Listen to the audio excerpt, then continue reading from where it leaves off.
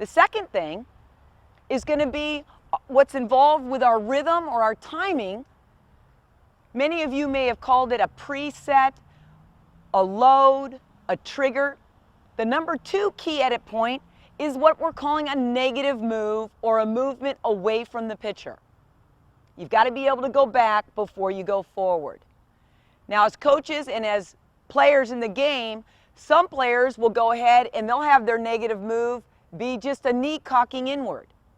Some will go ahead and they'll literally have the entire torso and body lean backwards or go in a negative direction.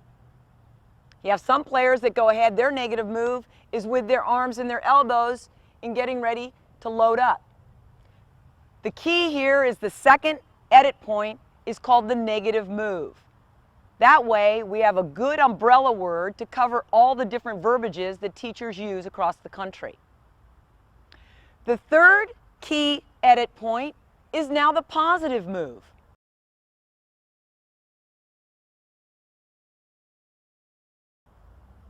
So the third point is now going to be the positive move.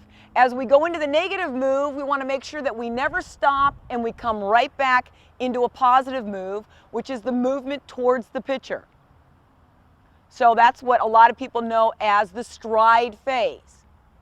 Now the key throughout all of this is to remain balanced in the swing.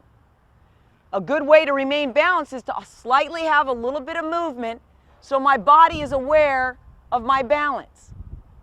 Then as I go into my negative move and I stride to my positive move, I have very little motion forward. It's not that I'm going way out in front in the swing.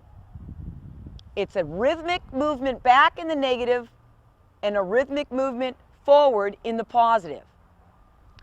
The third key edit point is the positive move. As I get done with my positive move, my toe touch now has occurred. Upon toe touch, this is where all the teachers of the game can start to evaluate their hitters. At toe touch is when you start to see the great hitters ready themselves to swing. There are 2 major parts in the swing: getting ready to swing and then swinging. At toe touch, this is very important to see where the head is in alignment with the belly button and the weight is centered in their body. So once we go to stance, 1, negative move 2, positive move 3, toe touch is 4. Now we're going to go ahead and get down to heel plant is 5. Heel plant is important because that now tells the body you're ready to swing. The swing cannot occur until that heel plant has happened. Now you'll note as a teacher of the game, sometimes our players get in a good position at toe touch, and you'll notice that the eye, the nose, the head is slightly in front of that belly button.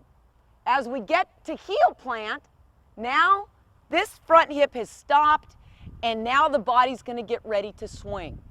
This is the linear move in the swing. So we go negative to positive, toe touch and heel plant is the linear move in the swing. Because I believe you have a linear move and then you have a rotational move. So we actually do both in the swing. So we have stance, negative move, positive move, toe touch, and heel plant. Now we're going to go ahead and we're going to make sure that we're doing some key things in that swing. As I said, posture is very important. So as I get to toe touch, make sure that your player still has a flex or a bend in the knee, they're bent at the hip, and that shoulder remains flat, your torso remains flat to the plate.